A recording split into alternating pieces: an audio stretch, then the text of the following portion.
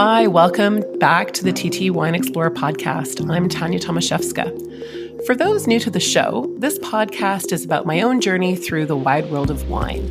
It's about the discussions which I have along the way with various people who are somehow connected to that world of wine, be it by way of wine travel, winemaking, business owners, or fellow wine enthusiasts and cork dorks like me. Wine and food are meant to dance together, so this means that I also cross paths with a lot of food lovers and chefs, like my friend Graham MacLennan. Graham is a fellow lawyer, chef, and the creator and host of his own podcast, Cheftimony. As you'll recall, Graham was my first guest when I started this TT Wine Explorer podcast. In that first full-length episode, Graham and I talk about Las Vegas. I can't tell you how many people contacted me after that episode to let me know how much they enjoyed hearing Graham's story and his observations about Vegas. This included people who told me that before listening to our episode, they had no interest in learning about, let alone going to Vegas. And now, Sin City is high on their list. For me, this is what wine travel can be all about, if you're open to it. It's about learning, adventure, and surprise. So when I saw that Graham was off to Italy this autumn, and that his adventure included a stint in Sardinia, I knew that he and I had to speak again. I hope that you enjoy this sidebar chat with Graham MacLennan today. Let's fly. Approach the bench. It's time for sidebar. Hi, Graham. Thanks so much for coming back to join me as my guest today. Hello, Tania. It is my absolute pleasure to be back. Thanks for having me. I love the continuum upon which you travel. The last time we spoke, it was about Las Vegas, which, as you described it, it's the shark that keeps moving forward. But today, we're off to somewhere dramatically different, Sardinia, where, as we'll discuss, it's all about downshiffting. So you've just come back from what sounds to be an epic trip in Italy. For the last few years in particular, I've really been intrigued by Sardinia, so I'm really looking forward to chatting with you about Sardinia today. It's definitely on my list to go. But before we dive into our chat about that magical Mediterranean island, can you share a little bit about the other places in Italy which you visited before you landed in Sardinia on this most recent trip of yours, and maybe provide a few highlights from your stops? Absolutely. I'd be very happy to. It's funny. Immediately before Sardinia, and that just popped into my head with your introductory remarks about Las Vegas, we flew into Sardinia from Venice. And I was joking on social media. I posted, because I have a lot of Vegas Connection friends who follow my social media accounts. So I said, hey, turns out there's a Venice in Italy as well. And it's almost as beautiful as the original in Las Vegas. And all of my Vegas loving friends loved those comments, and everybody else hated those comments. So it was very divisive. But polarizing. It continues to be polarizing. Yes, it sure does. But before we got to Venice, we flew into Milan. We flew in and out of Milan. We picked up a car as soon as we landed in Milan, and we drove immediately to Piedmont. And this is just a glorious food region. We had been there in 2021, and we went back this year apart from the fact that it's a fantastic location and a delicious location to visit, we went back because in 2021, we had not been able to get into one restaurant. So I was determined to get into this restaurant. That is committed to the cause. Yes. So I emailed, we did get into the restaurant. We learned that they only open up their reservations twice a year. So every 6 months they open it up. But our Airbnb that we were staying at in this little tiny village, our Airbnb host is friends with Gemma. And this restaurant is called Osteria de Gemma. And it was just spectacular. It's in this little tiny village called Rodino, and Gemma has been making the same food, which is hyper local Piedmontese cuisine. She's been making the same food, I think the same menu for decades, and people go entirely for that. So that was a highlight. The local pasta, tagliarine, it's called.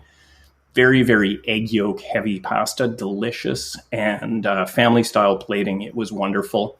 And then the other really standout restaurant from the early days on this trip was a repeat. We had been there before in this place, also in Rodino.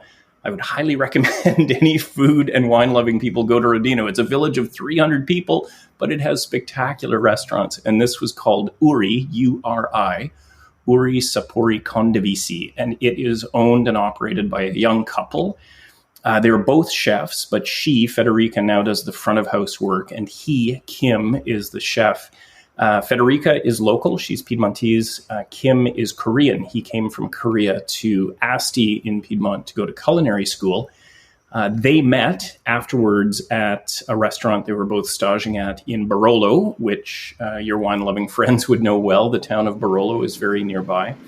So they met, fell in love, and they now have this restaurant called Uri, and it is stunning. It's, again, hyper-local food, but it's got some Korean influences and cooking techniques that Kim brings. And wow, and all in the town of 300 people. All in a town of 300 people. Amazing. I said to be tying this into Las Vegas, as I like to do with most things, I said, you know what Rodino reminds me of? And she said, what? And I said, Las Vegas. And of course, she looked at me like I was crazy, but I said, honestly, you can walk 100 meters and you're at the next spectacular restaurant. So Rodino, much tinier than Vegas, but they've got a tourism base that allows them to have these restaurants that are well supported. So those were two standouts in our early days. And then we drove to Bologna. We had 4 nights in Bologna, which is just a crazy good food city, 2 nights in Venice, and then on to Sardinia. So your gourmandizing started strong and frenzy, but it sounds also such a relaxed pace. Despite having so many restaurants in a village of 300, it sounds to me that life can be slow over dinner, which sounds fantastic. And I think that gets me into our next destination, Sardinia. So where to start? Oh my goodness. Okay. Sardinia, for those who aren't familiar, is one of the largest islands in the Mediterranean Sea. It's close to Corsica, another island, which is part of France. And I've been to Corsica, and I did a 1-week village-to-village walking trip there, and I really loved it. And one of my impressions during that adventure was that the Corsicans embrace, wonderful food and wine scene, and very much off their own land and their sea. And they have a distinct culture compared to their mainland compatriots. So I guess from altitude, and before we kind of dive into a bit more granular about Sardinia, from what you observed during, I think you were there for a week, is there a similar feeling in Sardinia vis-a-vis Sardinians being, part of Italy, yet, a little bit remote on an island? Did you pick something up? You went from mainland over to an island. So did you perceive a difference in that tone? I did. I would absolutely agree with that. Before I give you more on that, just talking about Corsica and how close it is to Sardinia, this was funny. Over the course of our week there, it didn't happen to me, but it happened repeatedly to my wife. Her phone would inform her every now and again. It would say, "Welcome to France. You're in Corsica." And she would say, No, I'm not. I'm on Sardinia. So they are indeed very, very close. It's interesting. One person that we met on Sardinia had this way of referring to Sardinia and the rest of Italy that I found interesting. She would say, and she had spent a lot of her working life in Milan and had come back to Sardinia a few years ago. And she would say, not when I was in Milan, she would say, when I was in Italy. So she seemed to regard Italy as a completely different country. And, this was a close to 3-week trip. And we saw some of Italy. So I'm by no means an expert, and it wasn't a long trip. But I did have that sense that people had a feeling that Sardinia was a very special place, which it is, and was separate from the rest of Italy.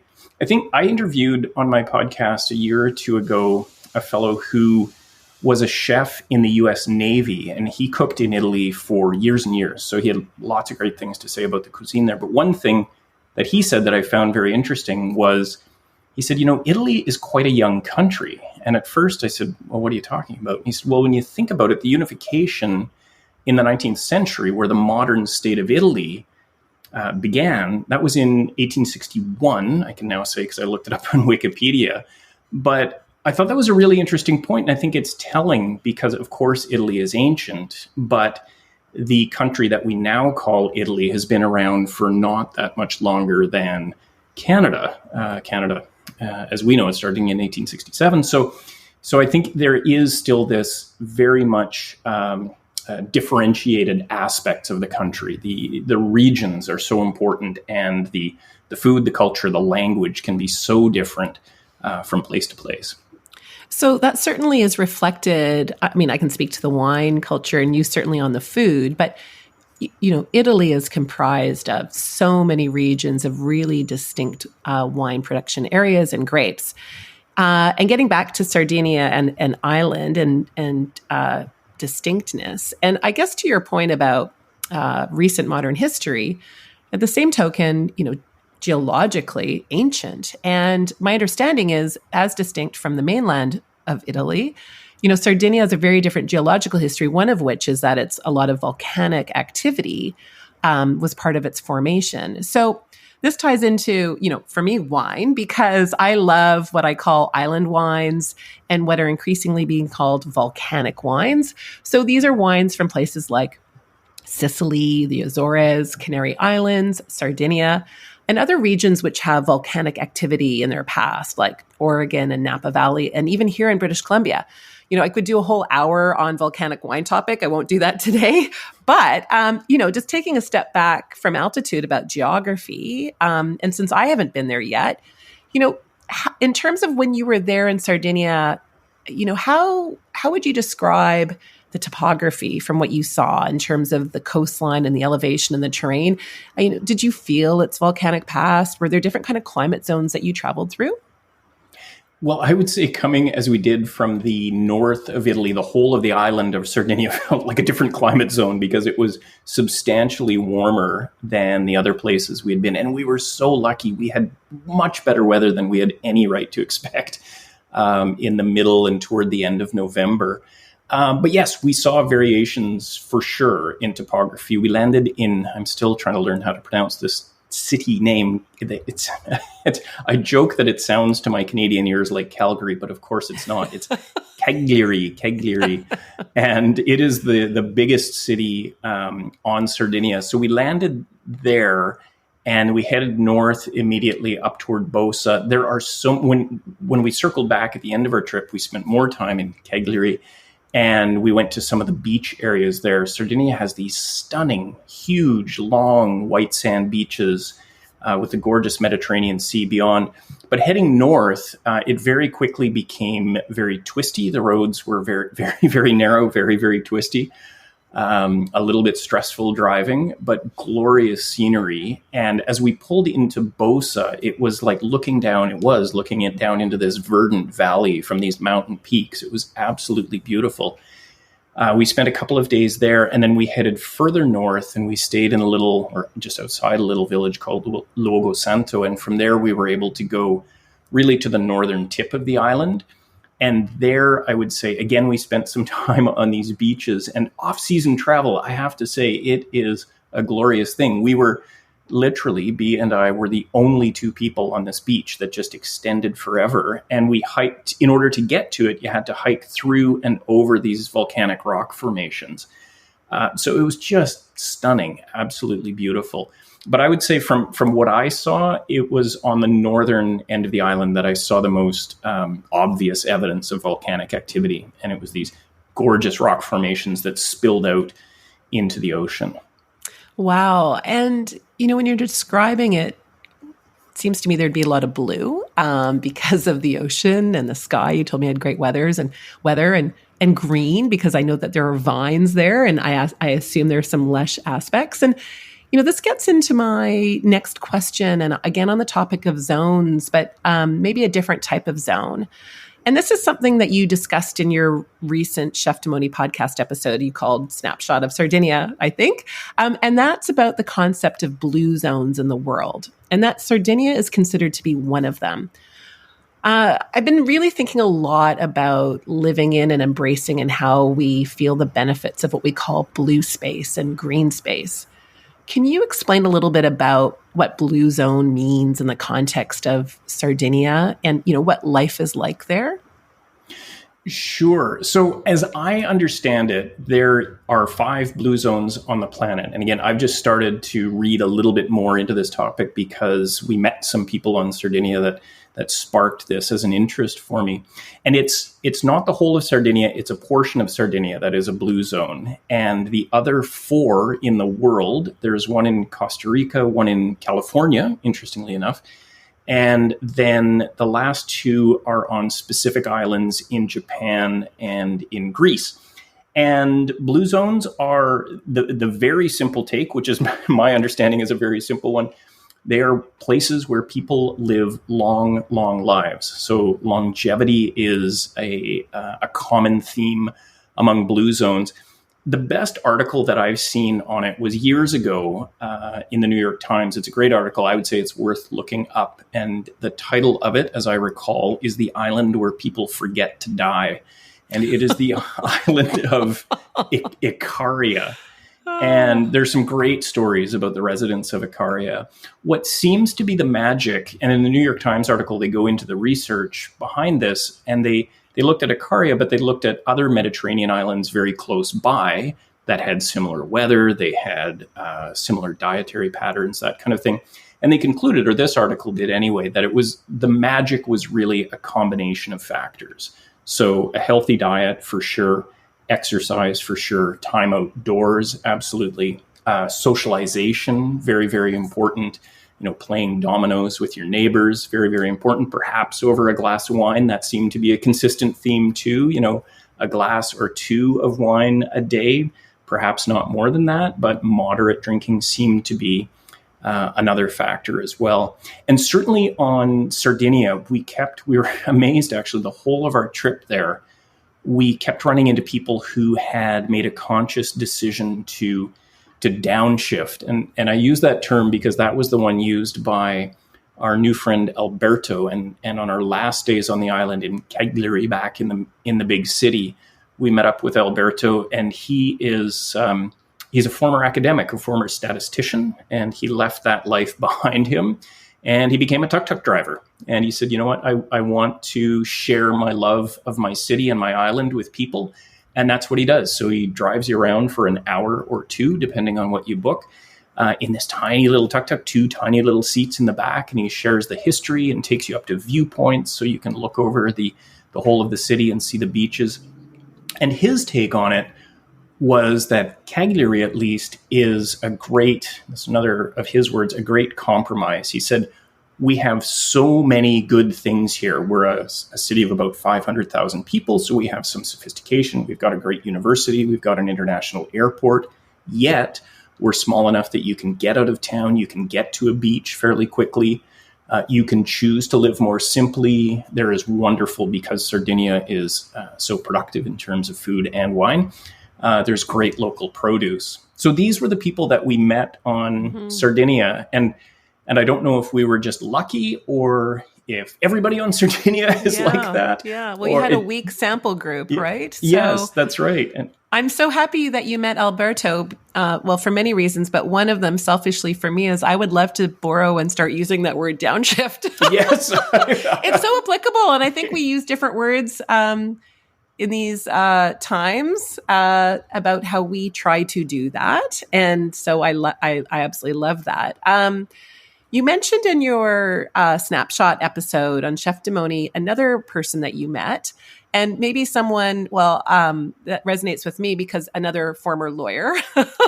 Yes. I mean, you're on the tools still, but you've also had other adventures away from the legal tools. On the tools, I like I'm that not phrase, on the tools right now, so to speak, as a practicing lawyer, although I enjoy drawing upon them daily.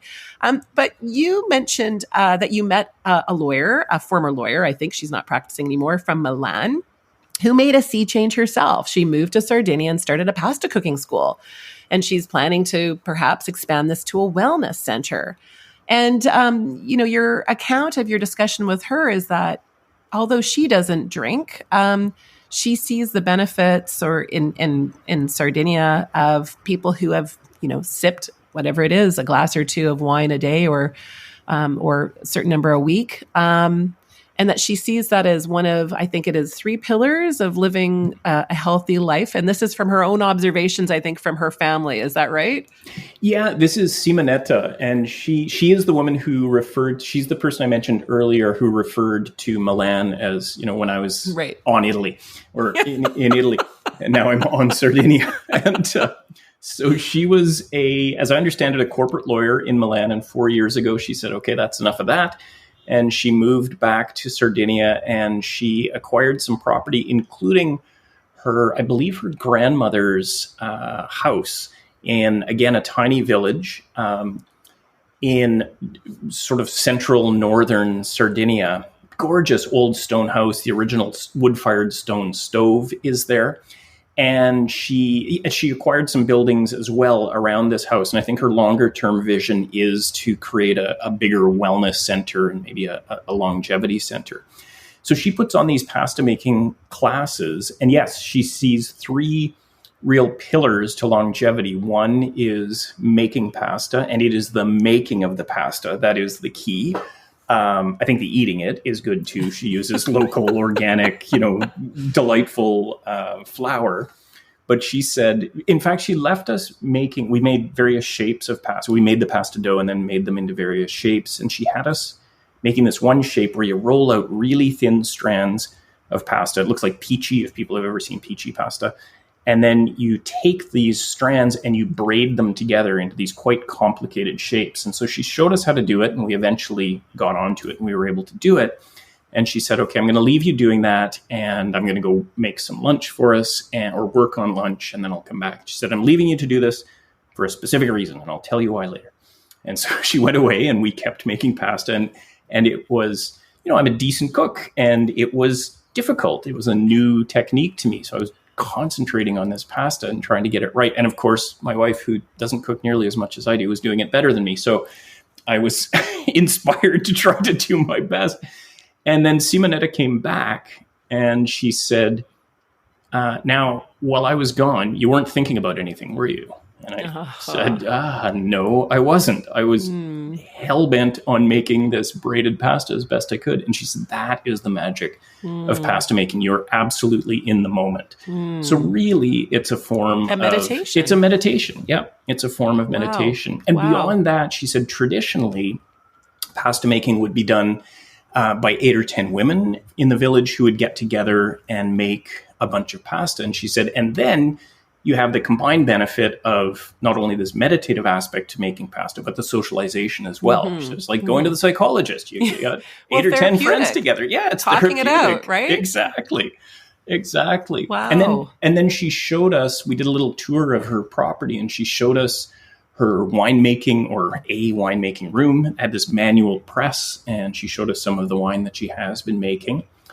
And she said, yep, wine is another pillar. And then the final one was a healthy diet, not surprisingly. Mediterranean diet. Mediterranean diet, yep. Yeah. And she said, you should eat fruits and vegetables, and they should be from your own garden. So there you go. So just on the no drinking part, increasingly we are seeing more and more people reducing their alcoholic intake. And I mentioned on the no drinking part because you said, Simonetta herself doesn't necessarily partake in the wine, although she sees what she believes is a benefit to some moderate drinking in the diet. But, there are a lot of people who are reducing their alcoholic intake. They're cutting it. They're never really starting. There's much more of a conscious consumption or consumerism these days around alcoholic beverages for a lot of reasons. And I know that I'm mixing up things a lot with low alc and no alc drinks and wine, and then times when I'm not drinking any wine. For me, this doesn't preclude wine adventure. One of the things that I love about wine exploring is that it's not just about wine, it's about everything around it. At least in my view and observations from many people that I see wine exploring. I've led a lot of wine tasting and private tours where there are some guests who don't actually drink wine, and some smell it, some don't smell it. But they like learning about it, and they like experiencing the place where it's made and hearing from the people who make it and experiencing that passion. So why I'm mentioning this is that I understand that your visit to Sardinia was a dry one. So, how did you experience the wine culture there? It's a wine producing region. It makes white and red wines like Vermentino and Cannonau. Did you feel, because food and wine go together and the culture, did you feel fragmented at all in terms of not drinking the juice? Or, are my observations about wine exploring and you actually don't need to drink the stuff? Did that resonate, or how do you experience it? Yeah, no, your comments absolutely do resonate. And I think the thing that I say the most on my podcast, which focuses on food more than anything, is that at the end of the day, food is about human connection. Of course, it's about food. I love preparing food. I love eating food. I love making delicious food, experiencing it. But really, the magic is how it brings people together. And I think what you're saying about wine is it's the same thing. You have people together, and there's so many ways to be interested in it and to learn about it. So yeah, I've been on a dryness kick for a few months now, and it's interesting. The impact of that kick, I would say, is more noticeable when I travel. I have to say Italy accommodated it very easily. I find Europe really accommodates it well. There are great zero proof options on the menu. I drank a lot of zero proof Moretti beer on this trip because we were in Italy. Fantastic. Yeah. And it's delicious. It's actually a great mix or a great match with a lot of foods. I would, and I don't know that I felt disconnected from it. Occasionally I thought, man, a glass of wine would go well with this. And I'm sure I will have that again. Yeah. But I noticed that there was a much more...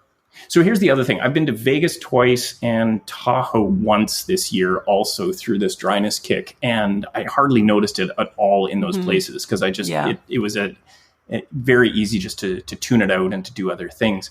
In Italy, the wine is more integrated into the daily life, for sure. So no matter where we were, when I was sitting down for lunch at a very casual place, virtually everybody is having a glass of wine. Yeah. But that said, and as I mentioned earlier, they accommodated it so they accommodate not drinking so well with menu choices and with no raised eyebrows or fuss at all, that you just see the wine and you ask for an alternative and it's there. So does that answer the question? I would say it really does. I think you hit a lot of interesting points where, again, I think we could spend an hour just on this topic in broad terms because, I think in particular in Europe, where wine has been such a part of life, especially in the large wine producing countries like France and Italy, my guess is that the big producers are really spending a lot of time on R&D on their efforts to make de-alcoholized wine or no alc wines. And certainly there's a lot, just having come back from London myself, I see how much there is on the market. And, in France, where there has been a decrease in wine consumption, which just seems very disparate historically from French life, I think people are going to start to think, well, we still want to clink glasses. It's kind of like you can clink glasses with beer, and there'll be people who are working to have perhaps no alc or de-alc wine that is closer to the thing, so to speak. So I appreciate your comments and your observations on that. But, getting back to the food part, I remember during one of our sidebar chats on your podcast earlier this year, I was telling you how much I was loving Vermentino from Sardinia. And for those not familiar with Vermentino, it's a delicious white wine. It's kind of a mix or a swap with Pinot Gris, a very kind of textural Pinot Gris or a Chardonnay or a Sauvignon Blanc. You can find stone fruit, green tones, fresh. Maybe there's some minerality, really food friendly. So we were talking about that before you went on your trip. So my guess is you didn't try any Vermentino. No Vermentino. So I'll have to go myself and try it. That's right. But you were telling me about a really specific type of Sardinian pasta, which intrigued you and you really wanted to taste it. So I want to know is, did you find that pasta? What's it called? And, was it all that? Yes. Yes, and yes. We found it and I ate it and I loved it. It didn't happen until our last 2 nights on Sardinia when we were back in the big city of Cagliari. And I had thought and hoped that it might be one of the ones that we made in the pasta making class with Simonetta, but it wasn't. So when we got back to the bigger city, I thought this is my chance. I have to find this pasta. So we went to a restaurant that Google reliably informed me was well regarded for their take on this pasta. So it is called, and I've got my pronunciation better now. I worked with our waiter in Sardinia. They are called culurgiones, culurgiones, culurgiones. And they are a stuffed pasta. They're very much like a dumpling. They're very much like a pierogi, actually. So, I was going to say, I mean, every culture has a dumpling of some description. Yes, exactly. And this one is light. It is, so it's pasta dough, of course, and the filling is a mixture of potato, pecorino cheese, and mint. Oh, wow. And it the mint is part sounds amazing. Delicious. Yeah, it all goes together really, really well. And then it's traditionally, I think, served with a very simple tomato sauce. And I had that version, and it was great. But I had two other versions that I think, if I'm honest, I liked even more. One was with a combination of walnuts and pine nuts scattered over the top. Wow. That was delicious. And then I've got to say, this is probably the least traditional version that I had, but it was my favorite. Culurgiones served with a leek cream. And oh my gosh. They were just stunning. I'm kind of feeling the Vermentino would go with any of those. So I guess my question is, did you learn how to make it? And can I come over? Yeah, I did not, but I am willing to learn. So if you'd like to give it a go, I could use the help. I think it would. And you know what? Simonetta would be all in favor of that because it would be a fantastic group activity. I can just see the laughs we would have trying to, because they're pleated dumplings. They're gorgeous, but I just know from having tried to make gyoza in the past, I know I would have a long way to go to get. Well, the Polish streak in me with the pierogies and loving dumplings, I feel that this is a natural pairing for me. With or without Vermentino, I don't need the wine part. I'll take the dumpling part. That's right. Graham, thank you so much. I think we'll leave it at that for today, not because we have a lack of topics to discuss, but perhaps we'll save some for another time and another sidebar chat that we have. So thanks for joining me. I always love our discussions, and I love traveling vicariously through you and with you virtually to other countries. And, I look forward to chatting with you about another destination sometime soon. So thanks so much for joining. You're absolutely welcome, Tania. It is always so much fun, our discussions. I look forward to the next one. Salute. Thank you for joining me on my TT Wine Explorer podcast today. Stay tuned for the next episode. You can follow me on Spotify and Apple Podcasts. Until then, remember to keep tasting, learning, and living.